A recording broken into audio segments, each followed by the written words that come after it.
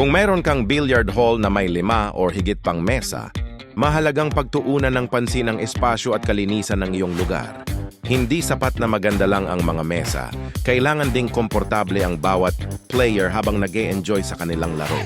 Kapag maluwag ang pagitan ng mga billiard table, mas malaya ang galaw ng mga player. Hindi sila nag-aalala na tumama ang cue stick sa katabing mesa o sa ibang tao. Nakakapag-focus sila sa laro at mas nagiging maganda ang kanilang overall experience.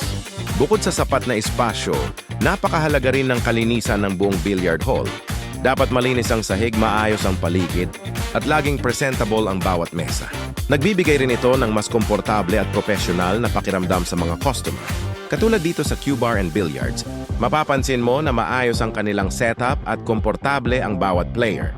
Dahil sa magandang espasyo at malinis na kapaligiran, maraming manlalaro ang bumabalik at patuloy na tumatangkilik sa kanilang billiard hall.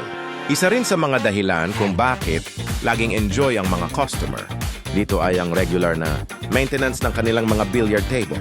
Alam nila na mahalaga ang maayos na kondisyon ng tapete, bandahan, at buong mesa upang mapanatili ang magandang kalidad ng laro. Kapag maayos ang maintenance, mas smooth ang bawat tira at mas sulit ang oras ng mga manlalaro. At syempre, mas exciting ang paglalaro dahil mayroon din silang mga regular na tournament. Nagbibigay ito ng pagkakataon sa mga player na maipakita ang kanilang talento, makipagkumpetensya, at mas lalo pang ma-enjoy ang kanilang billiard experience. Kaya kung gusto mong maging matagumpay ang iyong billiard hall, tandaan ang 3 mahalagang bagay: sapat na espasyo, malinis na kapaligiran, at tamang maintenance ng mga mesa. Kapag komportable at masaya ang mga player, siguradong babalik at babalik sila para maglaro. Kaya pag billiard table ang usapan, iisa lang ang susi: Susing Billiard Services.